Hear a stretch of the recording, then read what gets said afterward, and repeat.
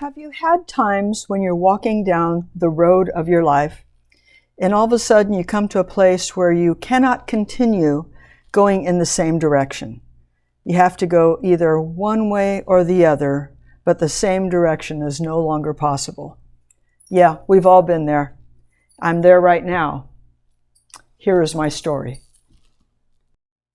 I can think of two primary ways that momentous changes occur for the better.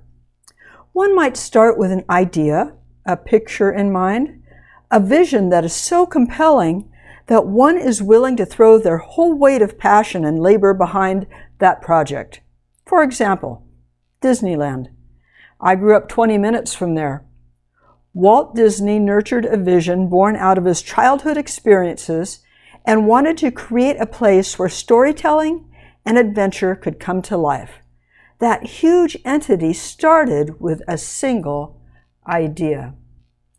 Another significant way that changes occur is through a crisis or tragedy. Something happens that alters the way of life we have always known, causing such pain and disruption that we decide to do something about it. In response, we choose to undertake something deeply meaningful, heartfelt, and constructive. Typically, endeavors like this are not self-focused but expand to benefit a group of people or even a community. The latter is my story. Crisis is an integral part of the human experience. The crisis could be a great many things. It might be the loss of someone important in our lives.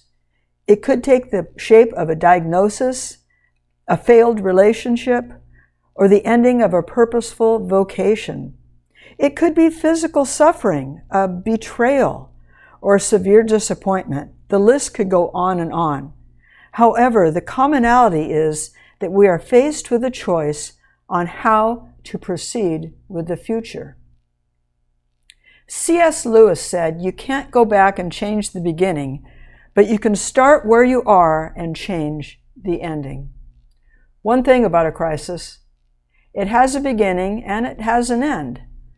But at the point where I thought my time of difficulty was ending, another sizable challenge started.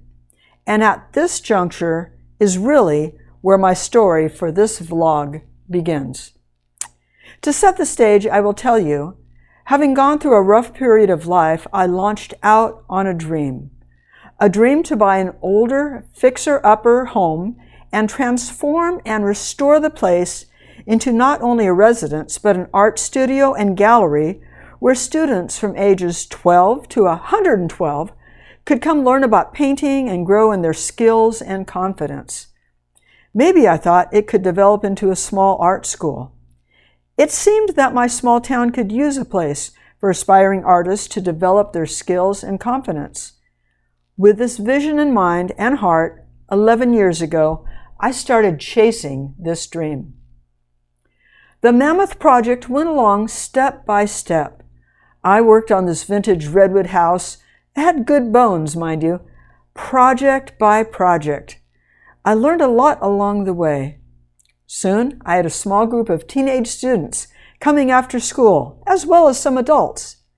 The art classes proceeded smoothly until the 6.4 earthquake on December 20th, 2022. My sizable triple brick chimney split.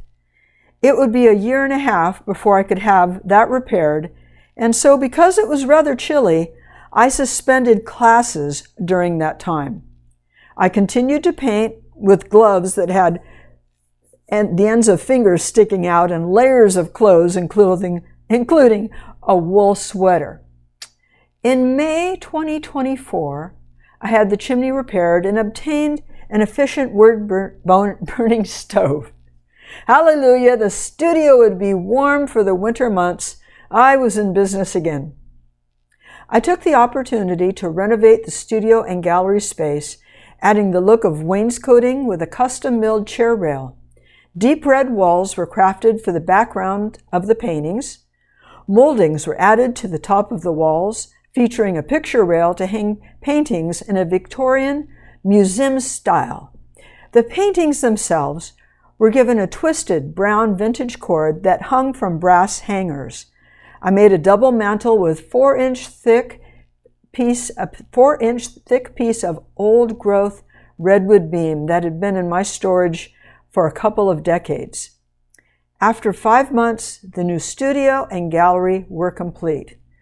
I got the word out for students, and during that school year, I had group after group of excellent, motivated, enthusiastic art students. This is it, I thought, with a heart full of gratitude. This is the fulfillment of that dream that had been forming for over a decade. Having curated several art shows in various venues for years, I approached the city with the hopes of having an open studio on one Saturday afternoon.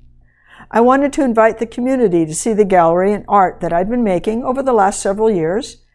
I had done similar shows in a large Victorian home outside the city limits years ago, and I modeled the idea after that time, since it was a successful endeavor. Now, this is where it gets sticky. I sincerely thought that I was operating under the home-based business guidelines for the city. As such, I could not have a sign and would have to have under 10 students at a time. Well, I typically had 6. I thought all was well, but I wanted to be sure about hosting an open studio event, which is why I approached the city. I was not trying to fly under the radar. When the city responded, it was not only a no to the open studio question, but also you're out of compliance because you did not put in the parking lot in the front yard and other upgrades to bring the property up to the written directive. So therefore, you cannot have classes in your art studio. What I misunderstood was that the parking lot and other changes were intended to accommodate the opening of a retail space and gift shop, which is an idea I initially considered but later decided against. I sincerely believed I complied with the regulations for the home-based business. In retrospect, I think I'd based my understanding on conversations I had with officials at the time. Yet, when I re-examined the paperwork, I realized that I was indeed out of compliance. To say I was disappointed would be an understatement. This had been my dream for over a decade. I had worked diligently, devoted to my spare time toward restoring this home and making the gallery studio a creative, inspiring, and nurturing environment for the art students that had come through my door. It took me a month to clean out the art supplies under each easel and store them. At each easel station, I had so many memories of conversations with my students as they each individually launched into their art projects. My teaching relationship was not just about helping people create pretty pictures.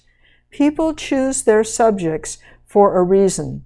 There's often a life story, a memory, or a deeply held conviction that moves someone with a desire to express those feelings and emotions on a canvas. A painting is often symbolic. So along with discussing color and composition and perspective, they also talked about families, life, and occasionally even a personal heartache as they crafted their paintings. A work of art is often a work of the heart. And so I had to face the question, what do I do now? Teaching art and having a gallery where the community could enjoy and occasionally purchase a painting were the reasons I purchased this property in the first place. The art lessons certainly helped to pay the bills. However, I do not make enough through these lessons to justify the expense of what would be required to bring this place up to what the city deems essential for conducting a small home-based business. In addition, my vision included a picturesque front area where student painters could take in some plein air painting of the flower garden. A paved parking lot would take away the beauty of that space. I'm not fighting about this. The rules are the rules. I get it. The large parking lot across the street was not made to accommodate other businesses. But it does seem a shame. Now I'm left to make some significant decisions about the future of this endeavor. Should I consider organizing art classes at another venue? The prices would have to increase to accommodate paying rent, and I want to make art lessons affordable for the average person, so that doesn't seem like a workable option. In addition, it seems silly to have to lug painting class materials around in my sedan when there's a beautiful space that would sit empty. I could teach art online, yet the same scenario would still occur. Why have this space if I'm unable to use it? Should I relocate to a geographical area where there is a more suitable building or a house that can be purchased and create an art studio and gallery that is easily accessible to the community? Perhaps I should move to an area of the United States that is more welcoming to representational realist art. I've been considering the Southwest. That's a possibility. These are some big questions with significant consequences for the next few years, and that is why this vlog is being created. There is a journey of some kind ahead, but I do not know the destination. If I decide to move, there will be elements of a travel vlog and a search for a new property. Whether I stay at this location or decide to move, I need to finish the restoration of this place. So the vlog will have some DIY elements as I work through the finishing of renovating a historical home that combines two major eras. There will be some discussion about architecture and appropriate interior design when renovating this engaging piece of property. Since I've taken the path of the struggling artist, there is also the element of living frugally and purposefully while chasing one's dreams. I've learned the benefits of having a vegetable garden, mini orchard, food preservation, and time management techniques to accommodate healthy eating on a budget and a tight schedule. And all the while, the art creation continues as I seek to improve as a traditional realist painter and share lessons that I've learned along the way with others. I'd love to paint so much. My mother painted and my parents encouraged me, excuse me, and believed in me so much that I am committed to keep on trying. If this journey sounds interesting to you, I invite you to join me along the way as I move forward. I've often referred to this last decade of life as my great adventure and chasing a dream. The future's a bit misty, but I will move forward in faith, trusting that there's a hand larger than mine guiding mine. So, here we go. I welcome you along.